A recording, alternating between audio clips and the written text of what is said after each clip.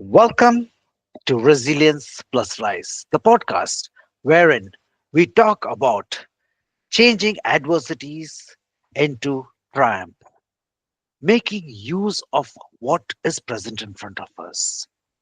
Resilience Plus Rise is a podcast which is a companion to my book, Resilience Plus Rise, uh, 26.2 Transformative Miles to Unleash Your Marathon of Life Mindset.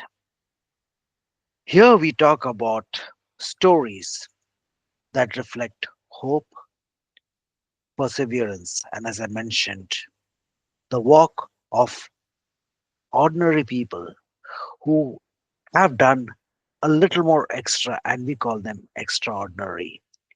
So it's an honor to meet so many amazing humans. Today, I have come across an amazing person. Let me get his name right. Lon Stroschein. Did I get that? Stroschein. Yeah. Stroschein. I didn't know you Hi, were talking welcome to about the me. show. I was How waiting for who was going to be on the show. I'm like, God, who's this amazing person? This is going to be great. Me and Thomas are going to talk to somebody fantastic.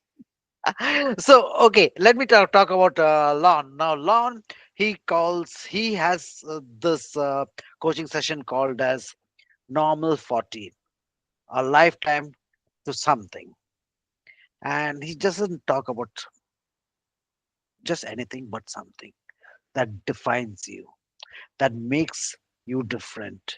There is always, like how I believe in resilience, he too believes that there is always something that can be pushed further on, which can go further than boundaries. Lon does not believe in titles, because if I would say that okay, he's an author, he's an executive coach, he's a pilot, he's a guide, okay, a lot of other things. But now let's get Lon. Welcome to the show, Oh, Resilience Thomas, Plus Right. I'm super excited to be here. I can't wait to see where this goes. We've only known each other for about 30 seconds by this phone call and then a few emails setting up to this. So I have no idea where this is going to go, and I can't wait to find out. So let's see where this allows us to go. And so, Lon, I have looking at through your backdrop. I've seen that you your life, or you decided to pivot in 2020. Something 2022. 2022. Sorry, my apologies. 2022, to a life you were not too sure where it is going to. But what made the difference was you believed there was something out over there. So, if you could just tell us what how the journey has been, what's it all about? Well, look, just a little bit of background just to kind of set this all up. First and Sure. foremost, I'm a South Dakota farm kid. I mean, if you go all the way back, I was born and raised in South Dakota. The farm is still in the family, and I was going to be the fourth generation to take over the family farm. And I went to college to get an ag business degree, which I did. And I was going to go home to the family farm when, on a random January day before a May graduation, my phone rang. Okay. And it was a United States Senator's office. And long story short, they ended up offering me a job.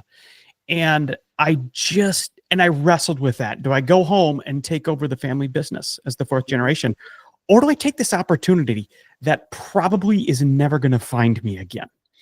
And I used this metric that I've used many times since then. And as I was sitting in my apartment by myself, I was wondering what I was going to do. And I thought to myself, will I regret this if I don't say yes? Will I regret not taking this chance? And I knew I would.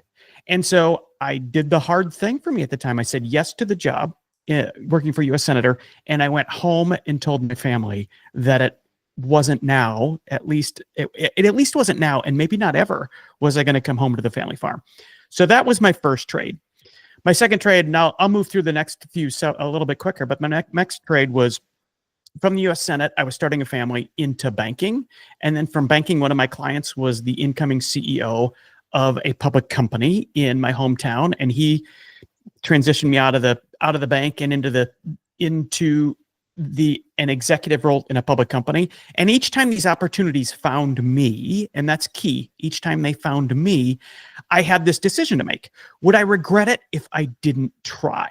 I could say no, because I was never unhappy. I was never unhappy on the farm. I was never unhappy working in the Senate. I was never unhappy working in a bank, and I was never unhappy working at this public company. Now, to get to your question, what was the transition out? Well, in 2021, we transacted. I was the mergers and acquisitions guy on Okay. the sell side. So I thought I was going to get let go. I mean, that's what happens. The sell side M&A guy, we get cut. And the company that acquired us gave me a job offer, and I didn't expect it. So now I had a decision to make. My decision was go have a smaller role in this huge company than what I had, or go do something else. And after a long conversation with my wife, I just got to this point, this feeling in my gut. Everything was telling me, it's your time to go. My head was saying, dude, are you crazy? Go take this job. It's going to pay so well. It's exactly where you want to go. It plays to your strength. And my gut was saying, no, your work there is done. And I listened to my gut. And I left on February 1, 2022, and I had no idea where I was going to go. I didn't have a client. I didn't have a list of clients. I didn't have a backup plan. All I knew is that it was time for me to go bet on me. And you said something really interesting. You said you equated it to belief and the belief in myself. And yeah, I think there's some truth in that. But here's what it really is. It's trust. It's trust in yourself. It's trust in your capabilities. It's trust it's trust in knowing that everything you've become up to this day, you get to take with you, and trusting that you will figure out how to put it together in a way that makes sense, makes friends, makes an impact, and by the way, makes money. But it's trust more than belief. And man, once you can kind of dial yourself into that trust, trusting your instinct, trusting your gut, trusting what you want to try, also knowing that you might get it wrong along the way, but trusting you'll recover, the world opens up for you. Wow. So what I just heard was, after decades of leading companies, building teams, and achieving milestones, you picked up from your language and tone, it was the challenge of not just another growth of another company, but your own life, because your gut said it. And guys, when he's talking about the trade, there is a bestseller book called as The Trade. And guess who it's written by? Yours truly, Lon. So usually what happens is that when people take on a pivot in their life, I always believe is that it comes at times from the deepest of our pains. A purpose usually comes out from there, or it comes from the darkest of our environments.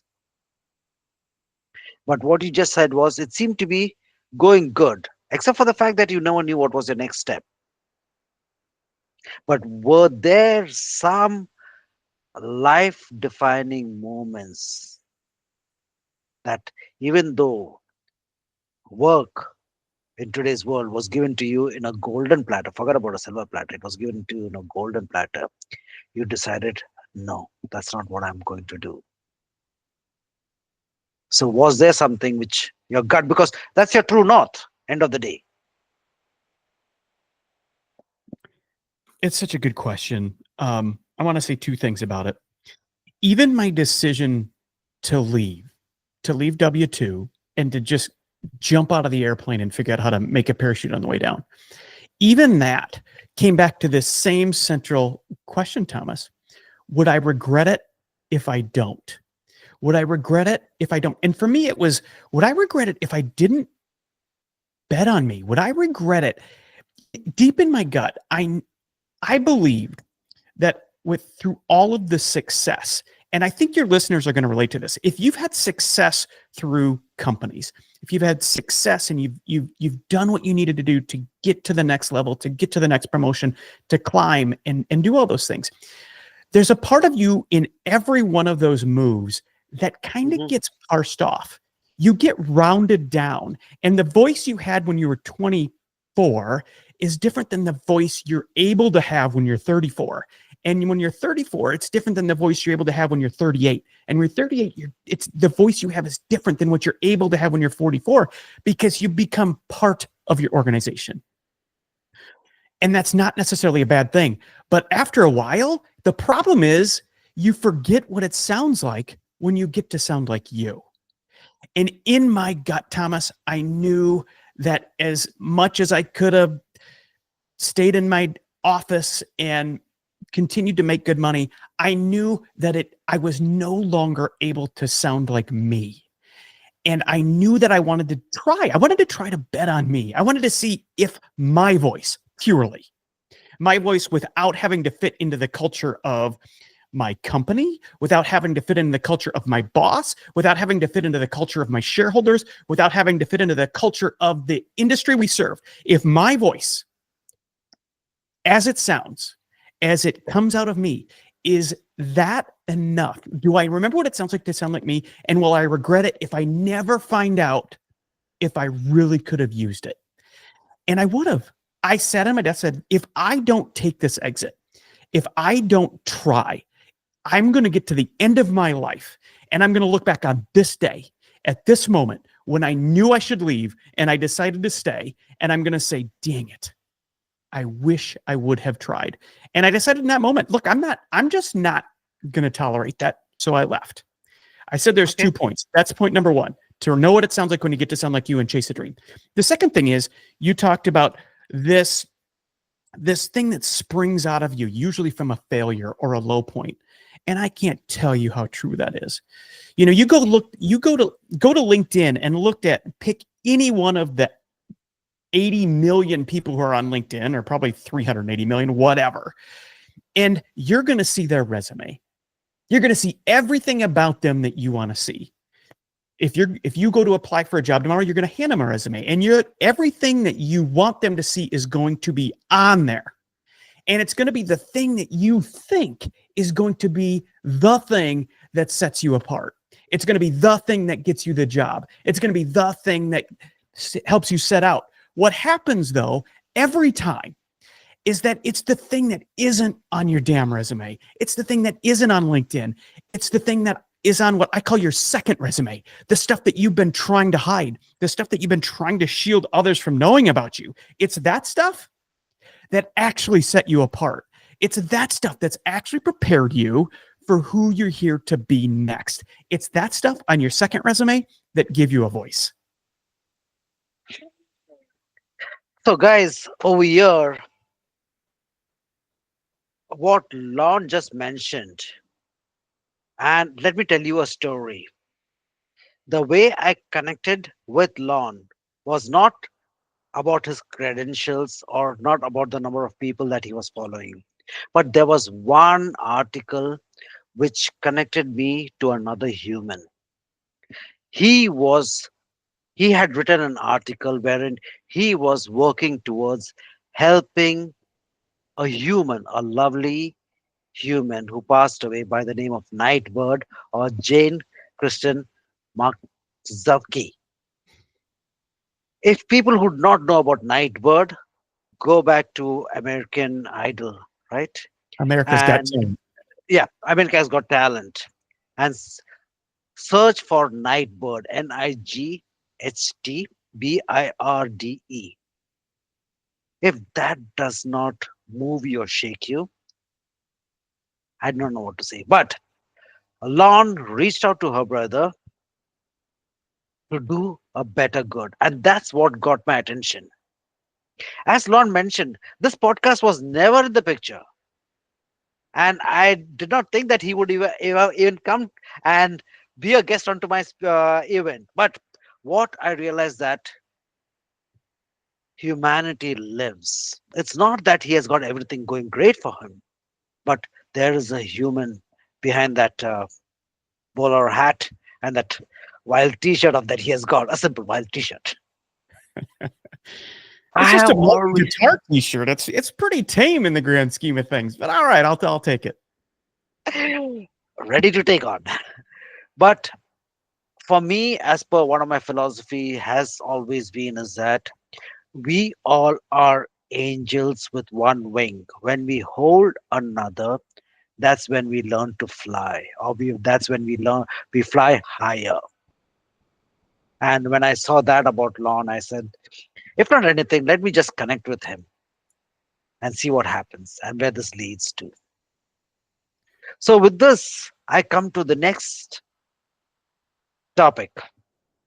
He has started something called as normal 40, and it is not, it's a coaching program, but it helps you and me to be elevated.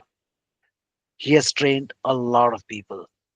So for the people who are not aware about normal 40, what is normal 40? Thank you for setting that up.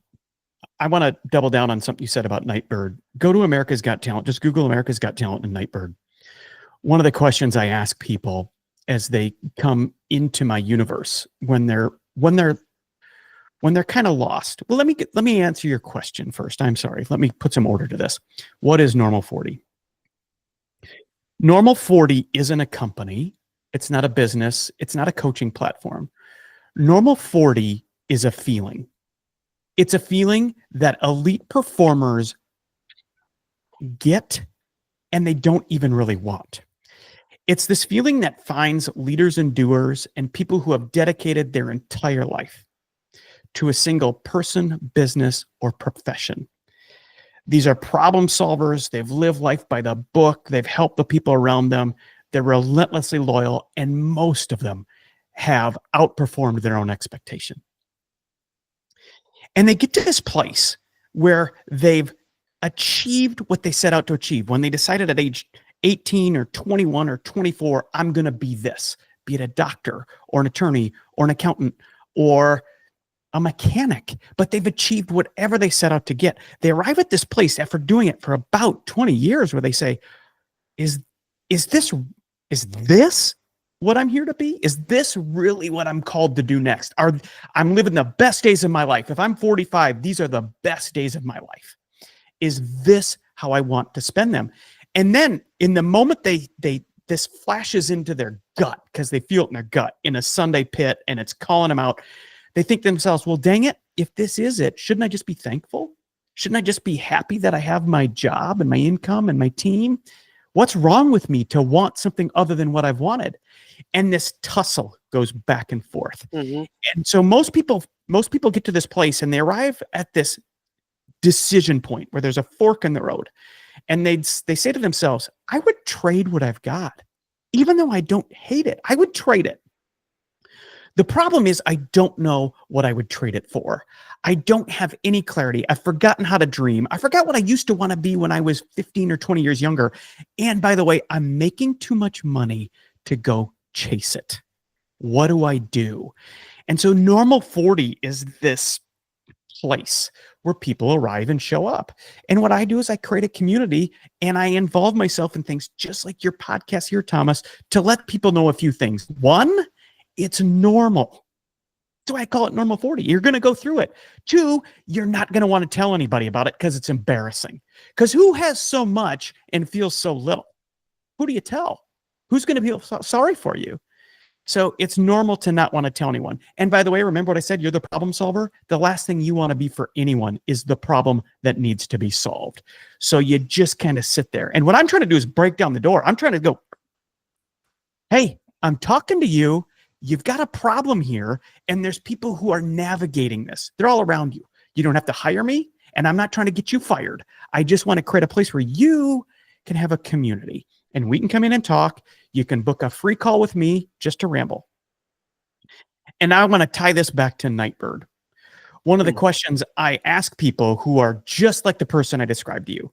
They've achieved everything they want, but they feel caged and controlled, and they're lost, and they're stressed, and they're alone, and they feel like they don't have any decisions, and they just have to live by their Outlook calendar, and they're frustrated, and they feel shame and guilt for having so much and feeling so little. That person that's listening to this, when I talk to them one-on-one, I get about 40 minutes into the conversation, and I ask them, what makes you cry? And then after some awkward silence, and they say, well, I'm not much of a crier because guess what? They're usually the tough provider for the family. I said, no, I know, I get it. But what makes you cry? And I asked him that question out of nowhere because that emotion, the emotion of sadness, the emotion, and it might not be crying like tears streaming, but you know it when you're watching a movie and you're doing all you can do to prevent this lump in your throat from climbing further up into your throat and you're choking back tears. That emotion, that thing, when that happens to you and you're watching a movie, listen to it. It's a pure emotion. It's pointing you in a direction. Analyze it. So I ask people, what makes you cry? In their answers, every time they answer, fast forward 2 months, 4 months, 6 months, 8 months later, whatever comes out of that emotion becomes part of this pure journey they get on. So I get asked the question then, Lon, what makes you cry? And I answer the question, this girl named Nightbird. This girl who, when I was sitting on my couch alone, I was having more drinks than I should have as a corporate executive, trying to medicate myself. I was on the top of my game. And this girl named Nightbird walked into my living room on my TV. And she told me a story about taking chance, chasing dreams, following your gut. And it changed my life. And to this day, every time I watch it, it makes me cry. And it's beautiful. But I paid attention to that emotion. And then what happened? After that, I started this journey of something isn't working for me. There was a disconnect. There was a gap between what life looked like on the outside, the image I was putting out, how the car I drive, the house I lived in, the office I occupied, the title I had, all those things, which are great. I don't knock any of that. But it was an image I was putting out there. And there was a gap between that image and how I felt really. And that's what I was self-medicating myself from when I watched Nightbird. It's that gap. And that gap, there's two words for that gap. One is your potential. That gap represents your potential. The gap represents where you really are feeling and where you know you can be. And the other thing that gap represents, Thomas, is anxiety. It's the gap of anxiety. It's what you feel when there's this huge gap between how it looks and how it feels. And I started to lean into that. And I started to write about it. I'm a writer. I've always been a writer. And I just started to write about it, write to myself. And I wrote a post that I never thought I would share, ever. I just wrote a post. I wrote it as a post, and I just wrote it to myself. And I saved it in an electronic file. And then about 3 months later, I was going out with a CEO friend of mine. And we were just going to have a conversation over some beers like you do. And for some reason, I printed that post out. Didn't have my name on it. It just words of what I wrote.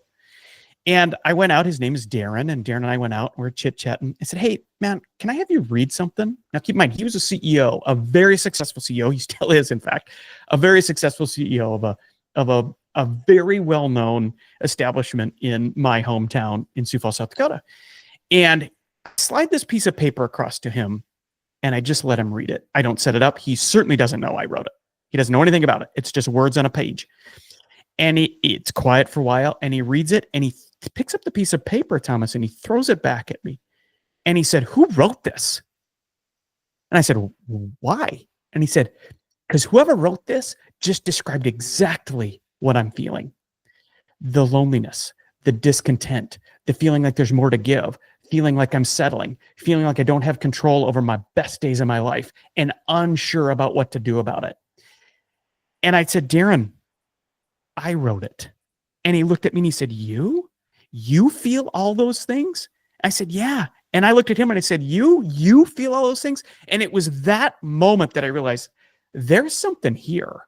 There's something just below the surface that all these elite performers aren't allowing themselves to talk about. Mm-hmm. And I just kept leaning into that again and again. And fast forward about 4 years now, 3 years since I left, and Normal 40 continues to just grow like crazy.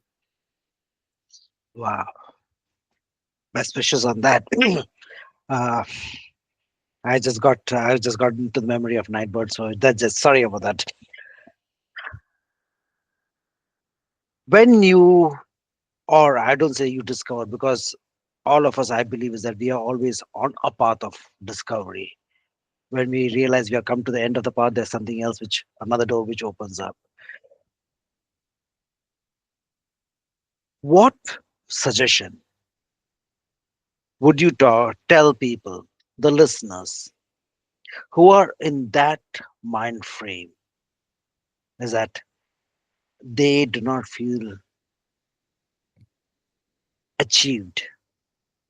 Maybe materialistically they are in a good space, but otherwise, mentally, emotionally, spiritually, they feel that they are not in that space which is supposed to be.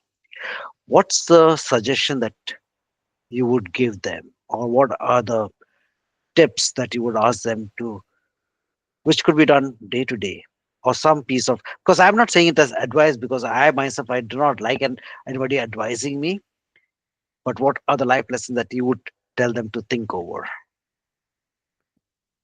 Well, I think if this podcast is resonating with anyone, I would ask that they do three things. One, accept what they feel. You're not going to talk yourself out of feeling different than you do. That's not how it works. You don't have that much power over your emotion, and you don't have that much power over your potential. You can sweep it under the rug for a day or two, or a month or two, or even a quarter or two, but it's going to come back. So if something about this podcast is resonating with you, accept it. Say, okay, I accept it.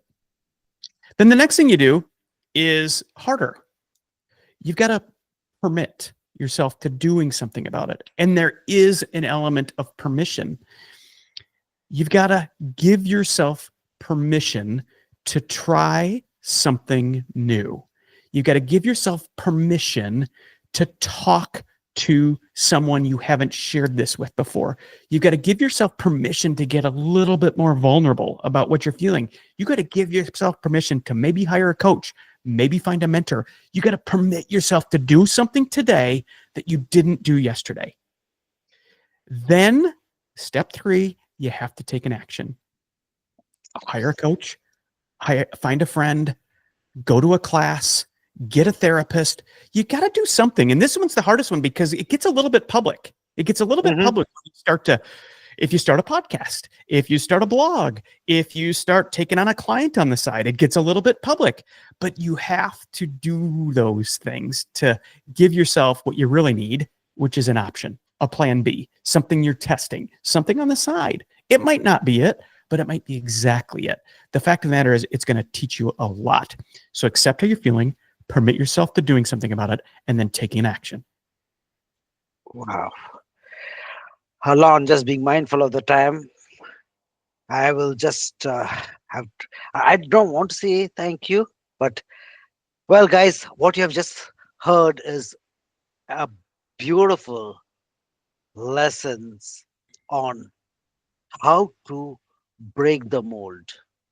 As Lon has told us that it's not about just where you have reached, but going further than what you define by, whether it's your career, whether it's your schedule, through the materialistic elements that is around you, but the newness of what you want to be. He just mentioned three crucial factor. Realize what is moving you, the feelings, the emotions. Reach out. There is a community. And if you can go further, reach out to a coach, reach out to, sorry, reach out to a coach, reach out to anybody, but they would be able to help you on what needs to be done. So, Lon, with this, I would like to conclude today's session. A huge, huge thank you. And guys, before I forget, I will be putting out Lon's contact details, his website, and how to reach him down in the comments below. Do Look at it and reach out. You know it's something's amazing on the other side when you look at normal 40. Lon, thank you so very much for your time and space for this. Absolutely. Let me just say one more thing.